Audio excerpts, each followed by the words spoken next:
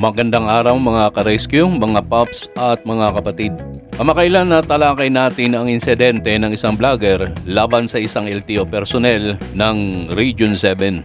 Kung mapapanood mo ang kanyang video, matapang at walang kagatol-gatol na binanata ng LTO dahil sa kanyang nakitang improvised plate na nakakabit sa isang sasakyan ng LTO. Kaya lang pagkalipas ng ilang araw, tila bumaliktad ito at humingi ng paumanhin at nakipag-ayos sa LTO. Malamang na ayaw na nito pahabain pa ang nangyari at gusto na nitong lumagay sa normal na buhay. Maaring natakot din ito sa kanyang sariling seguridad. Narito ang kanyang pahayag na isinali natin sa Tagalog ang mga salitang Bisaya. Panoorin natin. Maayong buntag sa tanan akong mga fans, followers, viewers o sa tanang mga nagsunod aning ako ang controversial nga video karon sa LTO Medellin with regard sa ilang sakyanan nga nag-wear og improvised plate. This is my final statement. I want you to listen to this and I hope you will share this video sa social media so that this message will be received accordingly in the public. First and foremost, I was there yesterday sa Brigada with Attorney Jorel to air my side what is really happening with this incident in LTO Medellin. And then kung inyong tanawon ang panghitabo ug inyong i-review, makita ninyo tanan dito sa Brigada News FM Cebu 90.7 ang ako ang side dito. O mao ni siya ang explanation coming from the Chief Operations from LTO Region 7. And I want you to be clear on this, no, para masabtan ni nga matter sa tanan sa publiko. First, ang Chief Operations sa LTO Region 7 is he clarified with this issue. Ingon siya, wearing an improvised plate sa mga government agency is legal as long as you have issued an authorization, no? So ug naa kay authorization later coming from the LTO, then that is legal. No problem with improvised plate. Second, ang ilang explanation is kanang ilang sakyanan nga nagtangag og improvised plate, which is akong gi-live Friday dito sa LTO Medellin. All my question is being answered and I was that is accepted. No, so ang ako lang na I was very surprised nga we shared the same sentiments, the public and the LTO personnel. Ingon ang Chief Operations sa LTO nga kay ingon si Attorney Brigada Jorel nga pwede ba dili ba pwede ta maka-request og bag-ong plaka. Kay ingon sila naadyo na siya plaka but nawala tungod sa baha, no? Naka-experience og baha ang sakyanan, so nawala daw ang plaka. So let's say granted, accepted. No, kay matagak man yun ng plaka o kanang labi na gyud malata ng scene, anak kay scene man na siya, so ug malata na siya, makanang kuha na siya, so nagi possibility nga you will lost your plate with that kind of incident. So in my side, that is accepted. And then ingon ang Chief Operations dito sa Region 7 LTO Region 7, ingon siya nga nangayo sila request for the new plaka para sa ilang sakyanan, but sad to say nga until now wala pa daw moabot, no? So in that kind of reasoning, no, mga higala, that is accepted. So we share the same sentiments, the public and the LTO personnel.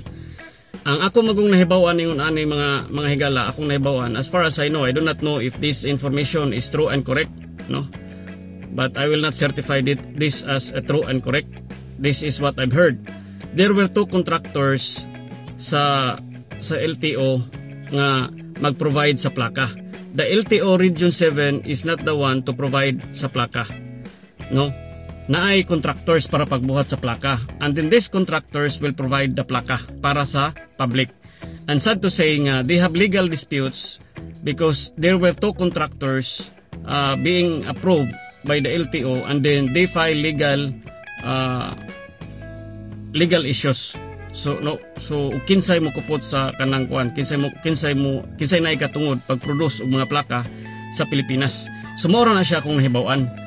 So ingon ani siya, mao ni siya kanang nahitabo gyud.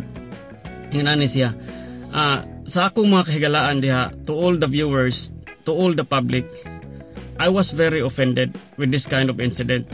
No, and I was afraid for my own safety.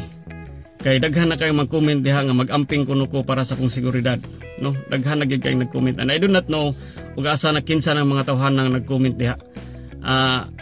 Even though dili ko makatreat ana as a threat para sa kong life, but na-threaten gihapon ko sa ako ang personal nga pangunahon na tungod kay daghan na gyud kayong nagsig-comment na ko diha nga mag-amping ko sa akong kinabuhi.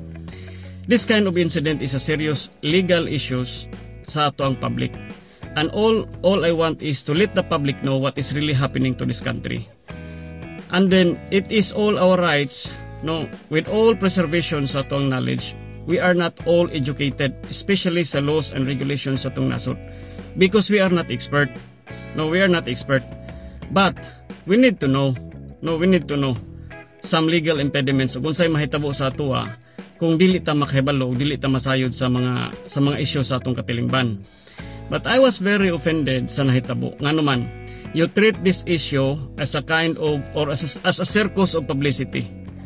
No, to all netizens, I want you to know, I do not want to gain any publicity coming from the public. No, wala ko intensyon nga musikat pag-ayo ko as a vlogger or unsa pa man sa kong kaugalingon. I can live my life without this. No, I can sustain the needs of my family with my own hard work. No, but mao na siya yung ani ba nga nasakitan ko sa kong kaugalingon sa mga nanggawas diha sa mga komento, because you put a label on this issue. Especially you are putting a label for a good side and the bad side, and worst, ang pinaka-worst diha nga nahitabo is you are putting a label katong LTO personnel nga nagtuok sa kuha.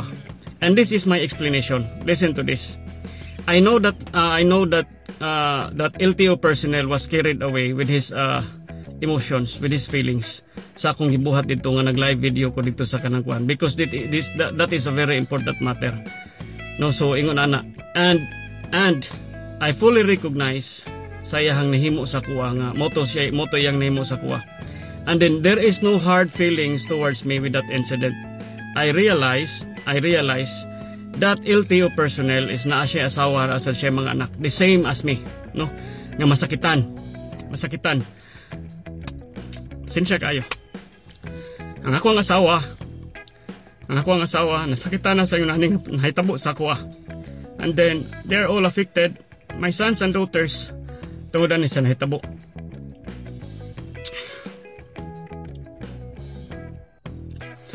And then kamong mga netizens nga naa diha sa social media, no, especially sa mga marites nga walay laing gustong mahimo nga makikuan lang og unsay uso, og unsay bag-o sa social media, og unsay viral diha sa social media. No, ingon ana ba, this is the time to educate ourselves. Let us grow as a Filipino citizen. No, midterm elections is coming. No wonder why nga Pilipinas dili mo grow as a nation. Sige ra mo reklamo diha, sige mo reklamo nga atong gobyerno walay ayo.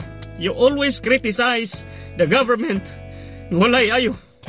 But now akong nakita diha with this incident, ang walay ayo is ang mga tao sa Pilipinas. They are not willing to grow and educate sa ilang mga kaugalingon as a responsible citizen of this country. No, mo nay nahitabo. That is my feelings. And that is my emotions. And with this incident, nakaingon ko, as a country, bisag kinsa pa'y presidente nga mulingkod diha sa Malacañang, bisag kinsa pa'y mayor mulingkod, bisag kinsa pa'y congressman, bisag kinsa pa, as a country as a whole, we need a Filipino citizen who is responsible enough para sa ilang kaugalingon and who is knowledgeable enough for their own safety and their own education with regards to law. No, so kamong mga netizens diha, inyong ipambuhatan og memes na diha mga video diha, putting a light for the bad side, for the bad person and the good person. I am not saying I am the good person here. We are all victim, and that LTO personnel is a victim also for arising his emotions with that incident, for reacting in accordance sa iyang feelings and emotions. And I cannot blame him. I cannot blame him for what he did. So, today, I encourage all Filipinos, if we want to grow as a nation, as a country, let us be responsible enough with our obligations, with our duties and responsibilities as a citizen of this country. Mga wala tayo ayo. Mga wala tayo ayo. And then I really appreciate, nga, sa inyong mga comments, sa inyong mga positive side, sa inyong mga support sa ako. But I do not want that kind of support because kita tanan kinahanglan tang makat-on ug unsay ato ang mga responsibilidad isip manag-iya og sakyanan. Ug unsay ato ang gikinahanglan i-provide for our road worthiness nga atong mga sakyanan magdagan diha sa kadalanan. And I never question the duties and responsibilities of that LTO personnel. I know that that is their job and I did not criticize them. The only issue that I did bring to the public is ang ilahang sakyanan wearing an improvised plate. Og nakadungog na mo, as you have heard on air sa Brigada 90.7 with Attorney Jurel, that chief operations personnel coming from the LTO Region 7, nakadungog na mo sa ilang explanations. And I really accept that kind of explanation. For further knowledge sa tanan nga nagpaabot sa kong side, this is my final statement.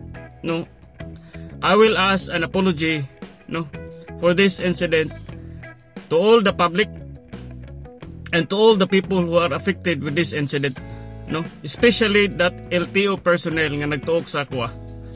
Sir, kabalo ko sir nga you are being carried away with your feelings and emotions, and that is the reaction of your emotion. And I do not have any intentions para mabutang ka sa bad light because I know nga na kay mga anak, na kay asawa nga masakitan bahin sa hitabo. I know that you are a good father and you are a good provider para sa mga asawa o sa mga anak. I am deeply sorry for this incident that happened between you and me.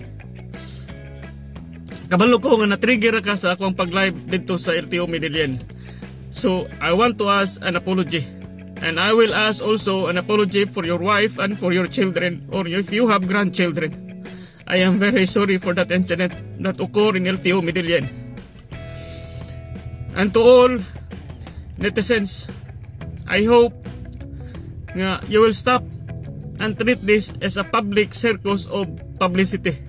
This is not a circus of public publicity. This is very important matters for us all to know. The legal impediments nga itong atubangon kung naatay mga sakyanan ug naatay mga motor ug na magdagan ta sa kadalanan. And to the LTO Region 7, especially sa ilang director, wakay ko kaila sa imo sir, I am very sorry for this incident that happened between you and your personnel and your LTO personnel who is operating in Northern Cebu. And I will let the public know I will not file any legal actions with that LTO personnel nga nagtuok sa kuha. I want this to stop now. I am my wife and I, we are very emotionally distressed for what is happening with this incident sa among tagsa-tagsa ka mga kinabuhi. Ug na ako'y anxiety, ug na ako'y depression. Dili na nako makaya. So I will look forward for the safety and the welfare of my children and my wife and for myself, to Attorney Jurel sa Brigada. Sorry kay Attorney, I will not pursue this. And to all legal media entities who pursue to air my side, I want you to know I will never again be in any media personalities to be interviewed. I will not allow myself to be interviewed again sa mga media entities. And for those people who are affected for this incident, I am very sorry. I am deeply, deeply sorry. Coming from my heart. And to all my friends, families, relatives who are watching this, pasensya kayo sa nahitabo. I was carried away sa akong feelings ug sa akong emotions, and that is the result. But I want you to know na I will do my best to recover myself. No, I'm not saying that that LTO personnel is a bad person. I know that he is a good father. He is a good provider for his wife and his children. Ug na siya mga grandchildren, kabalo ko nga is responsible enough para sa iyang kaugalingon.